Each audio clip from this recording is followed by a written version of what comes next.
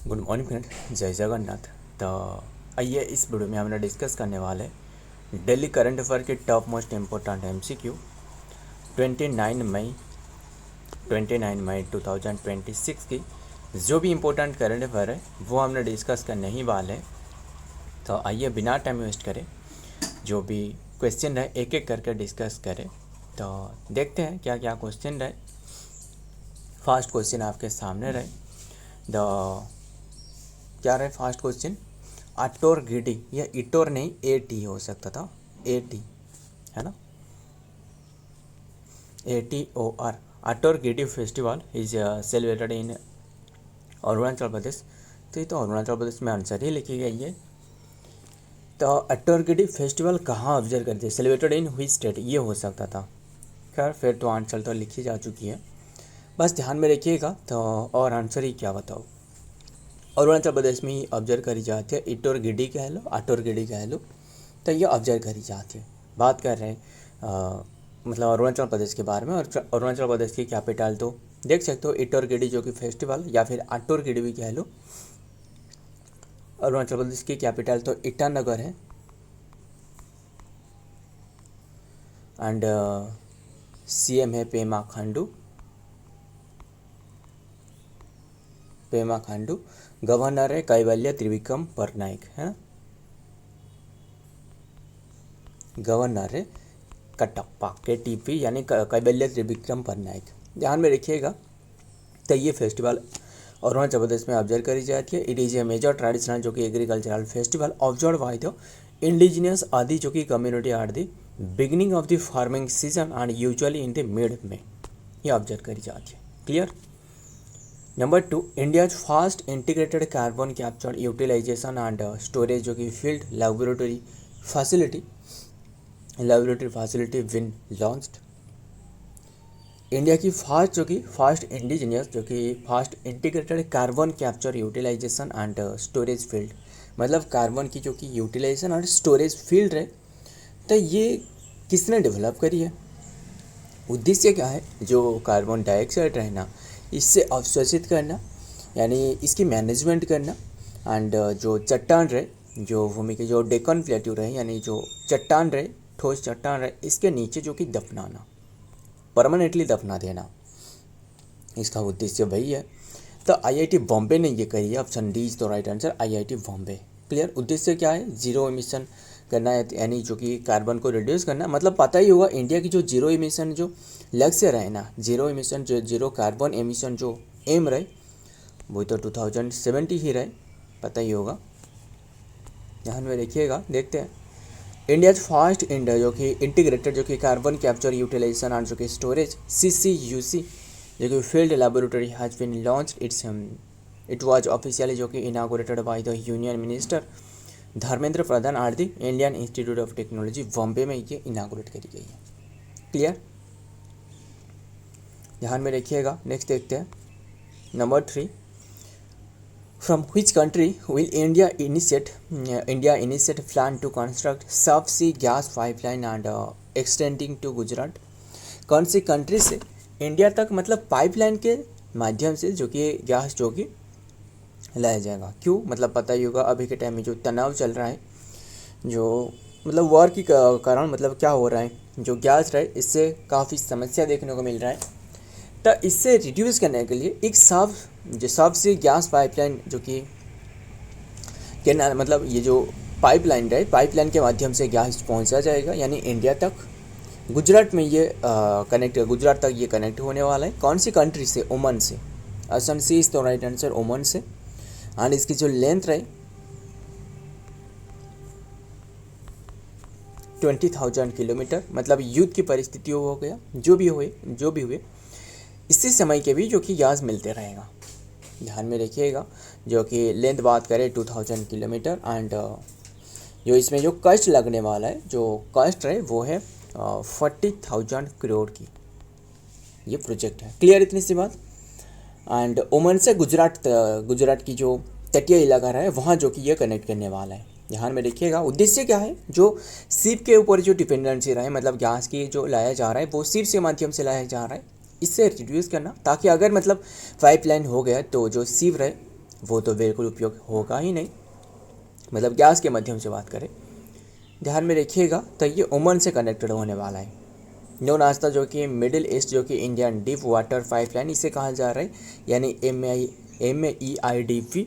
This जो कि ambitious subsea network will run beneath the Arabian जो कि sea connecting the Omani coast directly to the Gujarat coast line तक ये connect करने वाला है। ध्यान में रखिएगा। आगे देखते हैं, एंड इसमें भी देख सकते हो कॉस्ट जो रहे, मतलब जो कि अप्रोक्सीमेटली 16,000 to 2,000 किलोमीटर जो कि ये लेंथ रहे, एंड अरबियन सी में, एंड रीचिंग द डेप्थ, जो डेप्थ में गहराई में रहने वाला है 3,450 मीटर्स गहराई में ये रहने वाला है। ध्यान में रखिएगा। एंड अच्छी बात है, तो अगर ये हो गया तो गैस रहे, इसकी समस्या पूरी तरह तो हल हो सकता है। नंबर 4, रिसेंटली इंडिया लॉन्च करी है which initiative to provide water risk insurance protection ये to Indian ship and cargo vessel.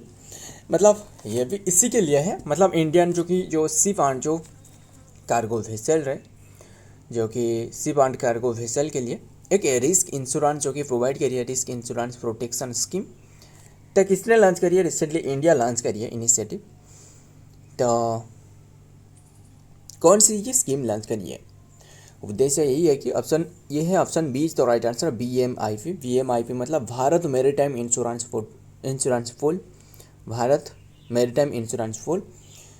तो इसके माध्यम से जो वार टाइम में जो भी, मतलब वार टाइम में जो शिप के ऊपर में जो अटैक हो रहा है, और जो भी इसके एक इंश्योरेंस प्रोवाइड करना, ध्यान में रखिएगा।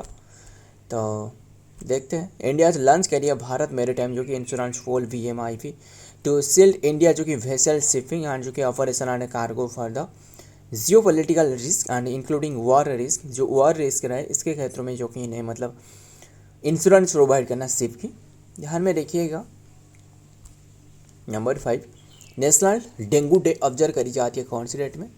ये ऑब्जर्व करी जाती है 16 मई को। तो ये हमने तो डिस्कस करे नेशनल डेंगू डे, सारे के सारे डे के बारे में बताना, तब देखते हैं, हमने पहले डिटेल देख लेते, देन हमने डिस्कस करेंगे। इंडियाज़ जो कि national dengue day is celebrated जो कि ऑन May 16 एवरी ईयर में ऑब्जर्व करी जाती है in India. The ministry of health and family welfare वो कौन रहे? JP नड्डा ऑफिशियली डेजिग्नेटेड जो कि designated जो they raise the public awareness about the dengue prevention and control before the transmission and जो कि मानसून सीजन बिगिन। ध्यान में रखिएगा। तो ये डे ऑब्जर्व करी जाती है 16 मई को। बात करें मई मंथ के सारे डे इम्पोर्टेंट डे, 1 मई को इंटरनेशनल लेबर डे ऑब्जर्व करी जाती है, 2 मई को जो कि वर्ल्ड ट्यूना डे, एंड ध्यान में रखिएगा। एंड जो कि 3 मई को जो कि वर्ल्ड प्रेस फ्रीडम डे, 4 मई को कोल माइनर्स डे, 4 मई को जो कि international fire fighters day important day है, 4 मई को जो कि वर्ल्ड हैंड हाइजीन डे, 6 मई को जो कि वर्ल्ड आस्थमा डे, 7 मई को वर्ल्ड एथलेटिक्स डे, 8 मई को जो कि वर्ल्ड रेड क्रॉस डे, 8 मई को जो कि वर्ल्ड थैलेसीमिया डे, 11 मई को जो कि world migratory bird day, board नहीं बार्ड हो सकता था BIRD, 11 मई को जो कि इंटरनेशनल प्रौद्योगिकी दिवस, एंड 12 मई को जो कि इंटरनेशनल नॉट्स डे, एंड 15 मई को जो कि इंटरनेशनल डे ऑफ फैमिली, 16 मई को इंटरनेशनल डे ऑफ लाइट जो कि लाइट लेजर 1960 में जो कि लेजर की डिस्कवर करी गई थी, इंटरनेशनल लाइट डे के रूप में ऑब्जर्व करी जाती है। 17 मई को इंटरनेशनल जो कि वर्ल्ड जो कि हाइपोटेंशन डे, 17 मई को वर्ल्ड जो कि टेली कम्युनिकेशन डे, 17 मई को वर्ल्ड एंडेंजर्ड स्पीशीज डे, 20 मई को वर्ल्ड वी डे, 20 मई को वर्ल्ड मेट्रोलॉजी डे, 21 मई को जो कि anti terrorism day, Rajiv Gandhi की जो डेथ हुई थी इसी को कहा जाता है टेररिज्म डे। जो राजीव गांधी कैसे ने हत्या करी थी बता सकते हो? थेन्मोजी राजारत्नम थे, है ना, और धानु कहा जाता था इन्हें, और भी काफ़ी बातें रहे। खैर, इंटरनेशनल टी डे 21 मई, इंटरनेशनल बायोडाइवर्सिटी डे 22 मई, 24 मई को जो कि कॉमनवेल्थ डे, एंड जो क्वीन विक्टोरिया रहे इंग्लिश, इनके बर्थ एनिवर्सरी को शायद ऑब्जर्व करी जाती है ना, 24 मई 1819 में रहे, इंग्लैंड के थे। 25 मई को जो कि वर्ल्ड फुटबॉल डे, 25 मई को जो कि वर्ल्ड थायराइड डे, 28 मई को जो कि वर्ल्ड हंगर डे। ध्यान में रखिएगा, इतनी सी बात बस, जो भी डे रहे ध्यान में रखिएगा, इंपॉर्टेंट है। नंबर 6 क्या रहे? इन विच यूरोपियन कंट्री विल काल भैरव बिल्ड। काल भैरव पहले है क्या ये समझना। काल भैरव एक मतलब एक ऑपरेशनल जो कि मतलब एआई जो कि ऑपरेटिव ड्रोन है, मतलब आर्टिफिशियल इंटेलिजेंस चलने वाला एक ड्रोन है। तो इससे डेवलप करी गई है किसके द्वारा, विच यूरोपियन कंट्री ने डेवलप करी है, पुर्तगाल ने। क्लियर, पुर्तगाल ने ये डेवलप करी है, विकसित करी है। देखते हैं, नाम है काल भैरव। काल भैरव और काल भैरव सेट टू बिल्ड, जो कि यूरोपियन इज द, जो कि not a Hindu temple but rather India जो कि फास्ट एआई पावर जो कि ऑटोनोमस जो कि कम्बैट एयरक्राफ्ट, एक ऑटोनोमस कम्बैट एयरक्राफ्ट ऑटोमेटिकली चलने वाला बाय फ्लाइंग जो कि वेट्स and defence aerospace FWDA। It is being manufactured by the Portugal. Portugal जो कि फॉलोइंग जो कि 8 इंटरनेशनल कोलैबोरेशन एग्रीमेंट के तहत ये बनाया जा रहा है। ध्यान में रखिएगा, ये झुंड के तरह भी ये अटैक कर सकते हैं, मतलब झुंड मतलब स्वार्म ड्रोन अटैक कर सकता है, स्वार्म मतलब झुंड में भी अटैक कर सकता है, ध्यान में रखिएगा। तो नेक्स्ट देखते हैं number 7, India's first semi high speed railway corridor approved by cabinet at which place. Semi high speed जो कि रेलवे कॉरिडोर अप्रूव करी गई है और ये डबल लेन होने वाला है। तो ये गुजरात में, ऑप्शन डी तो राइट आंसर, गुजरात में 134 किलोमीटर की लेंथ है, डबल लेन कॉरिडोर है, अहमदाबाद टू ढोलेरा तक ये कनेक्ट करने वाला है। जो गुजरात की अहमदाबाद रहे, अहमदाबाद टू ढोलेरा ये कनेक्ट करने वाला है। क्लियर इतनी सी बात।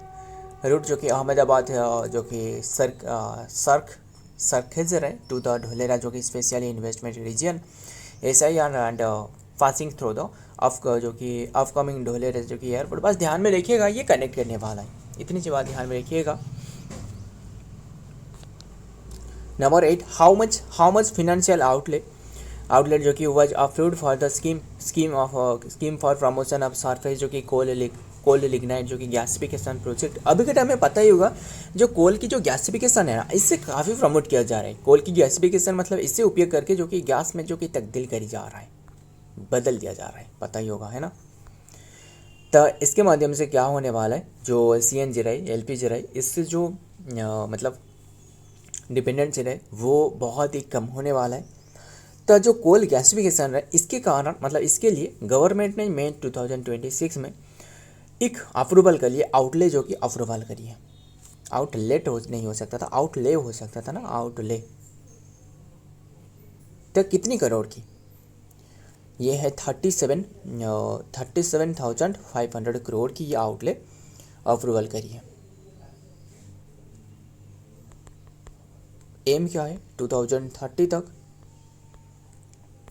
तक जो कि 100 मिलियन टन की कोल गैसिफिकेशन करना, उद्देश्य यही है। 2030 तक 100 मिलियन कोल की गैसिफिकेशन करना, देख सकते हो 37,500। इन मई 2026 द यूनियन कैबिनेट अप्रूव करिए financial outlet 37,500 crore for the scheme for promotion of surface जो कि कोल यानी लिग्नाइट गैसिफिकेशन प्रोजेक्ट को ये अप्रूवल मिल चुकी है 2030 तक, ध्यान में रखिएगा। आगे देखते हैं number 9, who has been elected as the speaker of the West Bengal legislative assembly के स्पीकर के रूप में किससे नियुक्त करी गई है मई 2026 में। यह है रथेंद्र कौन रहे, Rathendra Bose. Option D is the right answer, Rathendra Bose. पता ही होगा, जो मतलब वेस्ट बंगाल की कैपिटल तो कोलकाता है। CM अभी तक न्यू बने वो है शुभेंदु अधिकारी बने।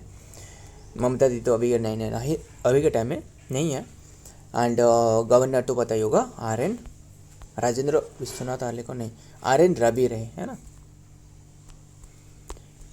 तो ध्यान में रखिएगा, आगे देखते हैं, बस नाम याद रखिएगा, रथेंद्र बोस वो बने हैं जो कि मतलब स्पीकर के रूप में। नंबर 10 लास्ट क्वेश्चन और देन खत्म करते हैं। India has been designated as the chair of the commission जो कि कॉमन क्राइटेरिया। इंडिया जो कि has been designated as the share नहीं हो सकता था, चेयर हो सकता था, पता नहीं क्या इतना गलती कैसे रहे। चेयर ऑफ द कॉमन जो कि क्राइटेरिया डेवलपमेंट बोर्ड जो रहे, इसकी जो कि चेयरमैनशिप जो कि इन्होंने संभाल ली है, CCDB जिसे कहा जा रहा है, जो कि कॉमन क्राइटेरिया डेवलपमेंट बोर्ड की चेयरमैनशिप जो इंडिया ने संभाली है, कौन सी पीरियड के लिए, 2026 अंडर 28 टर्म के लिए इन्होंने ये संभाल ली है, ध्यान में रखिएगा। एंड बात करें इंडिया जो इसके असल में मेंबर बने थे वो 2013 में बने थे। अभी के टाइम में ये चेयरमैनशिप इंडिया के पास रहे। बस क्वेश्चन यही है, द प्रेस्टिजियस रोल जो कि वाज कंफर्म जो कि during the common criteria regional जो कि arrangement CCRA meeting held in Tokyo Japan आज था। Technical arm and CCRA the CCDB जो रहा है ओवरसीज और इंटरनेशनल IT सिक्योरिटी। उद्देश्य क्या है, एक IT सिक्योरिटी है, मतलब मान लो ये जो देश की जो समूह रहे ना, इन्होंने क्या करने वाला है, जो भी मतलब IT सिक्योरिटी के बारे में जो भी इम्प्रूवमेंट लाने वाला है, जो भी कोई भी स्कीम हो, कोई भी चीज़ जो भी लॉन्च करने वाला है IT सेक्टर में जो कि सिक्योरिटी के लिए, अगर वो मतलब CCDB जो हो रहा है मतलब सेंट्रल जो कि क्या रहा है कॉमन क्राइटेरिया डेवलपमेंट बोर्ड की, अगर इसमें अप्रूवल मिल चुकी है तो जो भी मेंबर रहे ना इसकी कंट्री वो भी ये मान सकते हैं। इससे जो कि ये अप्रूवल मिलना या फिर अप्रूव देने कोई ज़रूरत नहीं है, ये अप्रूवल बाय डिफ़ॉल्ट मिल सकता है। उद्देश्य यही है, ध्यान इतना डिटेल में नहीं जाते, बस इतना ही ध्यान में रखिएगा, इंडिया ने ये इसकी जो कि चेयरमैनशिप संभाल ली है। क्लियर। सो फ्रेंड, आज की ये सारे के सारे क्वेश्चन रहे। वीडियो पसंद आए तो वीडियो को लाइक करना, दोस्त के साथ शेयर करिएगा। मिलता हूँ और एक वीडियो में और एक इंपॉर्टेंट एमसीक्यू के साथ। तब तक के लिए जय हिंद, जय जगन्नाथ।